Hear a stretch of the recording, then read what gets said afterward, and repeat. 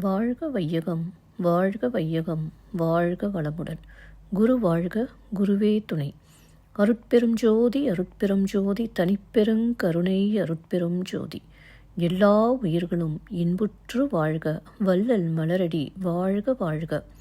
வாழ்க வளமுடன். ஆன்மநேய அன்பர்கள் அனைவருக்கும் என் அன்பான வணக்கத்தை தெரிவித்துக் கொள்கிறேன். இன்று நாம் இன்பத்து பாலில் குறிப்பறிதல் என்ற அதிகாரத்தில் உள்ள 2வது குறளுக்கு சன்மார்க்க விளக்கம் காண இருக்கின்றோம்.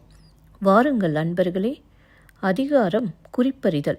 குறள் 1092.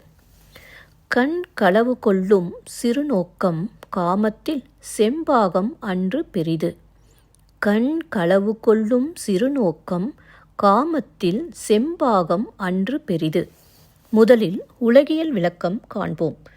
கண்ணால் என்னை நோக்கி களவு கொள்கின்ற சுருங்கிய பார்வை காமத்தில் நேர்பாதி அன்று, அதைவிட பெரிய பகுதியாகும். இப்பொழுது சன்மார்க்க விளக்கத்தை காண்போம்.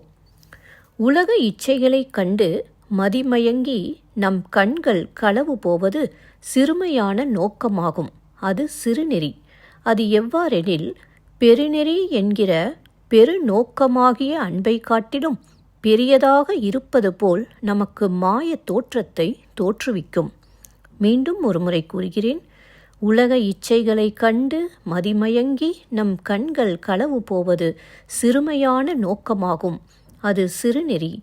அது எவ்வாறெனில், பெருநெறி என்கிற பெரு நோக்கமாகிய அன்பை காட்டிலும் பெரியதாக இருப்பது போல் நமக்கு மாய தோற்றத்தை தோற்றுவிக்கும். நன்றி அன்பர்களே. மீண்டும் அடுத்த பதிவில் உங்களை சந்திக்கும் வரை உங்களிடம் இருந்து விடை பெறுவது திருமதி பாரதி சேகர்.